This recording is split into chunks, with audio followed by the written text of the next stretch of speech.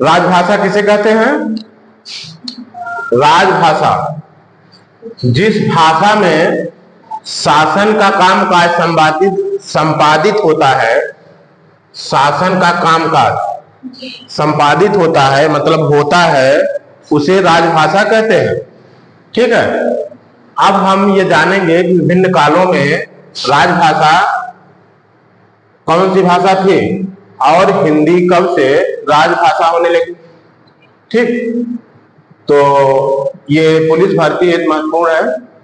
अब विभिन्न काल में कौन सी भाषाएं थी राजभाषा के रूप में? अशोक के समय में पाली राजभाषा थी। किसके समय में? अशोक के समय में पाली राजभाषा थी,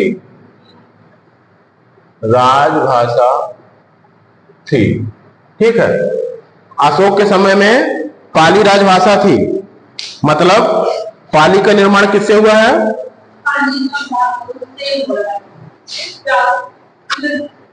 प्राकृत से। संस्कृत के बाद पाली है ना, तो जो पाली, जो संस्कृत की क्षेत्रीय बोलियां विकसित हो गई थी, उन्हीं का विकास होकर आगे चल करके पाली बनी, जो कि अशोक के कार्यकाल में राजभाषा थी। और पूरा बौद्ध साहित्य, लगभग उस समय का बौद्ध साहित्य पाली भाषा में ही है। क्लियर? उस समय का बौद्ध साहित्य पाली भाषा में ही है। अशोक, ये 5वीं शताब्दी के जो भी बौद्ध साहित्य लिखे गए थे वो पाली भाषा में ही थे। ठीक, और अशोक का बाद कार्यकाल उसके बाद का है, तो इससे क्या सिद्ध हो रहा है कि पाली भाषा वहां तक आकर के समृद्ध हो चुकी थी। ठीक है, फिर और क्या है? राजस्थान में 11वीं से 15वीं शताब्दी के मध्य पुरालेखों से पता चलता है कि उस समय हिंदी मिश्रित संस्कृत राजभाषा थी। कब? कहां पर? राजस्थान में। राजस्थान में क्या था? कब से कब तक? 11वीं से 15वीं शताब्दी। 11वीं से 15वीं शताब्दी के मध्य क्या? हिंदी मिश्रित संस्कृत है ना, हिंदी मिश्रित संस्कृत राजभाषा थी। राजभाषा थी क्योंकि हिंदी का काल 1000 ईस्वी से शुरू हो जाता है ना। हिंदी मिश्रित संस्कृत राजभाषा थी। ठीक है, मोहम्मद गोरी से लेकर अकबर तक हिंदी राजभाषा थी। कहां से? मोहम्मद गोरी से लेकर अकबर तक हिंदी राजभाषा थी। अकबर के शासन काल में मंत्री टोडरमल के आदेश से फारसी राजभाषा घोषित की गई। अगला कार्यकाल क्या है? कहां से? मोहम्मद गोरी से लेकर के, मोहम्मद गोरी से लेकर के कहां तक? अकबर के काल तक हिंदी राजभाषा थी। हिंदी राजभाषा थी, लेकिन टोडरमल के आदेश से क्या हुआ? टोडरमल के आदेश से फारसी राजभाषा हो गई। फारसी राजभाषा हो गई।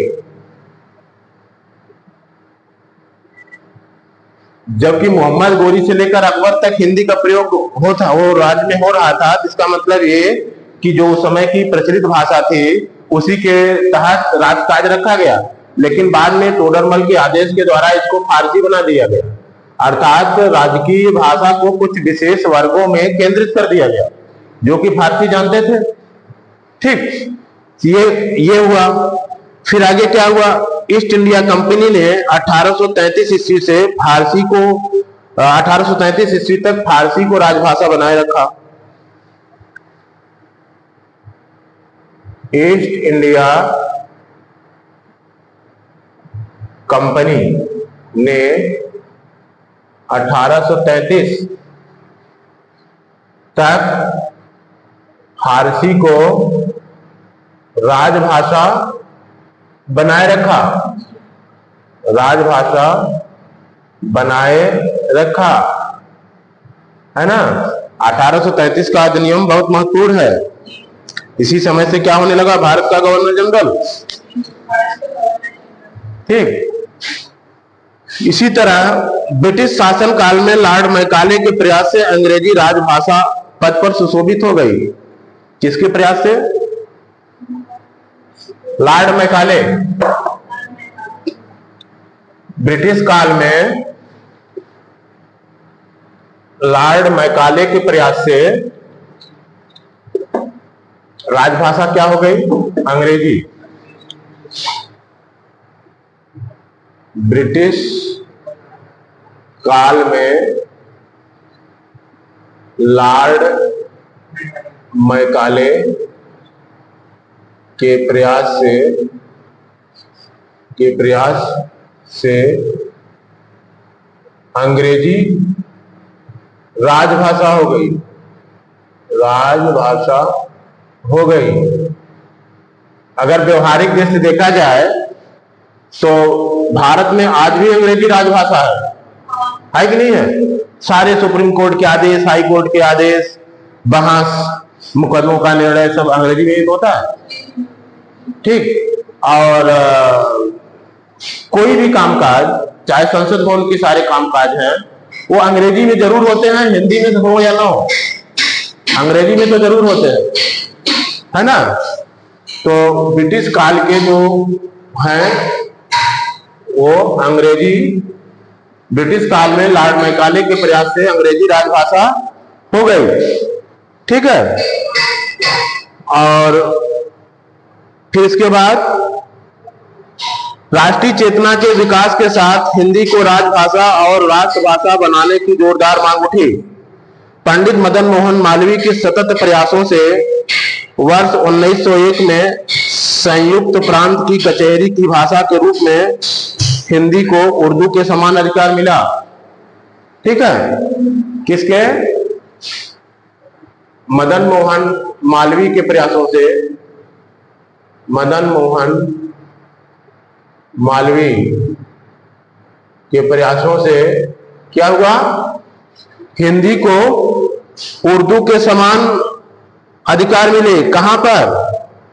संयुक्त प्रांत की कचहरी की भाषा के रूप में। ठीक है। संयुक्त प्रांत की कचहरी के भाषा को कचहरी के भाषा के रूप में, मतलब कचहरी में हिंदी के साथ साथ, मतलब उर्दू के साथ साथ हिंदी का भी प्रयोग होने लगा। ठीक है।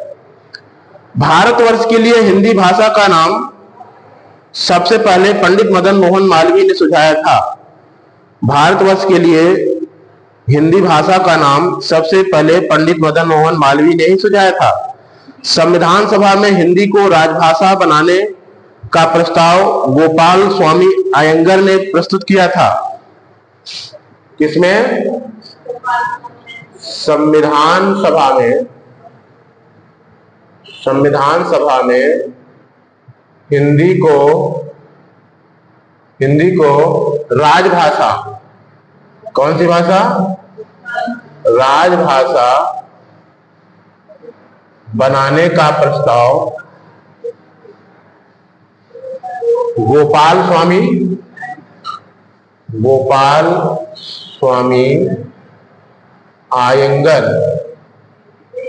आयंगर ने प्रस्तुत किया था।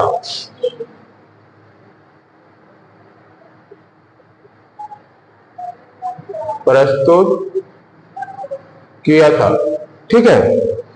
आयंगर ने प्रस्तुत किया था। क्लियर हो गया। भारतीय संविधान में हिंदी को 14 सितंबर 1949 को मान्यता प्रदान की गई। भारतीय संविधान में हिंदी को 14 सितंबर, हिंदी को कब मान्यता प्राप्त हुई संविधान में? हिंदी को 14 सितंबर 1949 में मान्यता प्रदान किया गया। मान्यता प्रदान किया गया। ठीक है, ये हुआ हिंदी के बारे में। संविधान के अनुच्छेद 343 के अनुसार संघ की राजभाषा हिंदी और लिपि देवनागरी है। संविधान के अनुच्छेद 344 में राजभाषा संबंधी आयोग और संसद की समिति का उल्लेख है। 343 जो है किससे संबंधित है? हाँ, 343 राजभाषा से संबंधित है। ठीक है, इसमें कहा गया है कि संघ की राजभाषा हिंदी और लिपि देवनागरी है। संघ की राजभाषा हिंदी और लिपि क्या है? लिपि देवनागरी है। देवनागरी है। ठीक है, लिपि देवनागरी है। ठीक है, देवनागरी मतलब वो जो लिखा जाता है हिंदी को, वो देवनागरी लिपि ही है। ठीक। संविधान के अनुच्छेद 344 में राजभाषा संबंधी आयोग और संसद की समिति का उल्लेख है। 344 राजभाषा संबंधी आयोग और संसद की समिति। संसद की समिति।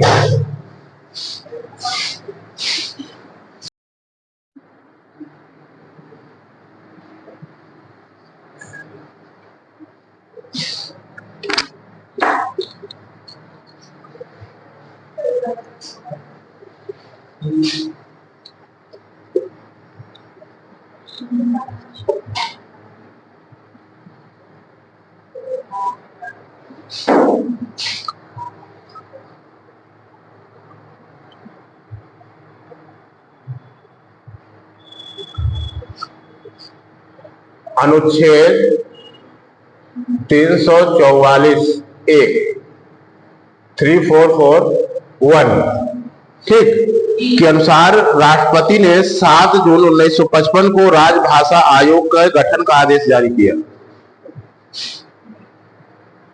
राष्ट्रपति ने 7 जून 1955 को राजभाषा आयोग के गठन का आदेश जारी किया।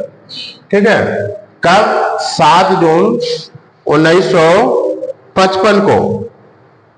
ठीक है, राजभाषा आयोग के गठन का आदेश जारी किया और 344(4) के अनुसार राजभाषा आयोग की सिफारिशों के जांच के लिए एक समिति गठित की गई, जिसमें लोकसभा के 20 तथा राज्यसभा के 10, इस प्रकार कुल 30 सदस्य थे। ठीक है, अब राजभाषा आयोग ने कुछ सिफारिशें करेगी। राजभाषा आयोग, ठीक है, ये सिफारिशें तो करेगी ही ना। सिफारिशें, इनकी जांच के लिए 344(4) के तहत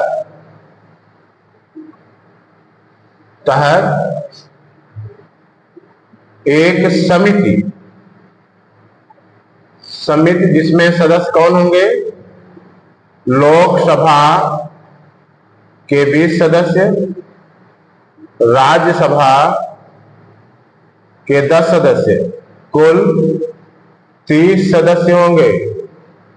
कितने? 30 सदस्य। ये सदस्य क्या करेंगे? सिफारिशों की जांच करेंगे। ठीक है, राजभाषा आयोग के प्रथम अध्यक्ष बाल गंगाधर खरे थे। इस आयोग के प्रथम अध्यक्ष कौन थे? बाल गंगाधर खरे। ठीक है, बाल गंगाधर खरे।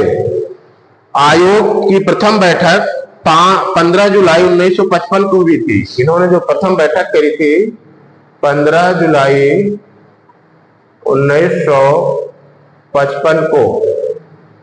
ठीक है, ये हुआ आपके राजभाषा आयोग के संदर्भ में सामान्य जानकारी। संविधान का अनुच्छेद 345 राज्य में प्रयुक्त होने वाली भाषाओं में से किसी एक या अनेक या हिंदी को शासकीय प्रयोजन के लिए अंगीकृत करने से संबंधित है। 345 किससे संबंधित है?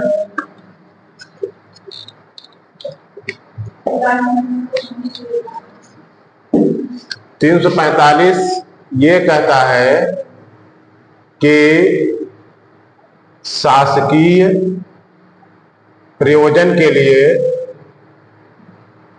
कौन सी भाषा प्रयोग होगी? कौन सी भाषा प्रयोग होगी? कोई भारतीय भाषा या हिंदी, है ना, या कई भाषाएं। ठीक, मतलब कि एक या अनेक या हिंदी को शासकीय प्रयोजन के लिए अंगीकृत करने से संबंधित है। कोई एक होगा या अनेक या हिंदी को शासकीय प्रयोजन के लिए किया जाएगा, इसी से संबंधित है। कौन सा? Article 345, article 345। ठीक है, आर्टिकल 346 के अनुसार एक राज्य दूसरे राज्य के मध्य व राज्य व संघ के मध्य संचार की भाषा वही होगी जो उस समय संघ की राजभाषा होगी। 346 ये संचार की भाषा से संबंधित है। संचार की भाषा क्या होगी? मतलब राज्यों के मध्य या संघ से राज्यों के मध्य, ये क्या होगी? संचार की भाषा वही होगी जो संघ की राजभाषा होगी। ठीक है, जो संघ की राजभाषा होगी, संघ की राजभाषा होगी, वही होगी। ये 346 स्पष्ट करता है। ठीक, 347 में किसी राज्य की जनसंख्या के किसी भाग द्वारा बोली जाने वाली भाषा के संबंध में विशेष उपबंध है। 347 किसी राज्य की जनसंख्या के किसी विशेष भाग द्वारा बोली जाने वाली भाषा से संबंधित है। बोली जाने वाली भाषा से संबंधित उपबंध करता है। ठीक है, संविधान के अनुच्छेद 348 में उच्चतम न्यायालय तथा उच्च न्यायालयों और अधिनियमों, विधेयकों आदि के लिए प्रयोग किए जाने वाली भाषा का उल्लेख है। 348 क्या कहता है कि उच्चतम न्यायालय में, उच्च न्यायालय में या विधेयकों में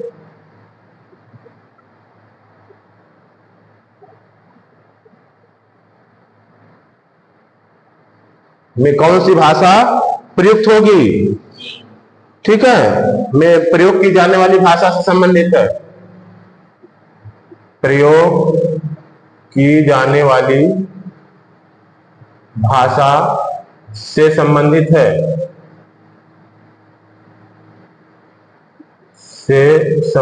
है, ये हुआ आर्टिकल 348 तक।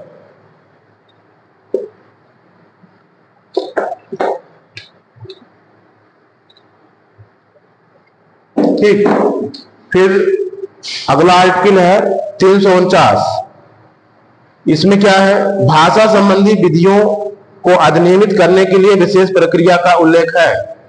मतलब 349 में आर्टिकल 349 में प्रक्रिया का वर्णन है। प्रक्रिया का वर्णन है। किस प्रक्रिया का? भाषा संबंधी विधियों के संदर्भ में। भाषा संबंधी विधियों, भाषा संबंधी विधियों के संदर्भ में, ठीक है। ये है 349। फिर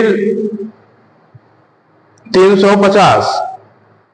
350 में शिकायतों दूर करने के लिए अभ्यावेदन में प्रयोग की जाने वाली भाषा का उल्लेख हुआ है। 350 का में प्राथमिक स्तर पर मातृभाषा में शिक्षा की सुविधा का उल्लेख है। 350 का यहां स्पष्ट होता है कि जो प्राथमिक शिक्षा होगी, प्राथमिक शिक्षा वो मातृभाषा में दी जाएगी। मातृभाषा में दी जाएगी, ठीक। मातृभाषा में दी जाएगी, ठीक है। और 350 ख 350 ख ये भी एक अनुच्छेद है। इसके अनुसार भाषाई अल्पसंख्यक वर्गों के लिए राष्ट्रपति द्वारा विशेष अधिकारी की नियुक्ति का उल्लेख है। ये भाषाई अल्पसंख्यक वर्गों से संबंधित है। भाषाई अल्पसंख्यक, अल्पसंख्यक इनके लिए राष्ट्रपति द्वारा विशेष अधिकारी नियुक्त किया जाएगा। विशेष अधिकारी नियुक्त किया जाएगा, नियुक्त किया जाएगा। इसके भाषाई अल्पसंख्यकों के लिए, ठीक है। संविधान की 8वीं अनुसूची अनुच्छेद 344(1) और 351 में 22 भाषाएं सम्मिलित हैं। कौन सी? 8वीं अनुसूची। 8वीं अनुसूची एक किस अनुच्छेद से संबंधित है पहले ये जानिए। 344(1) और 351। अनुच्छेद 344(1) और 351। इसमें कितनी भाषाएं हैं इस समय? 22 भाषाएं हैं। 22 भाषाएं हैं। अंतिम में बोडो, संथाली, मैथिली, डोगरी जोड़ी गई थी। लास्ट में बोडो, संथाली, मैथिली, डोगरी, ये सबसे लास्ट में 4 भाषाएं जोड़ी गई थी, ठीक है। तो इस समय कितनी भाषाएं हैं? 22 भाषाएं हैं।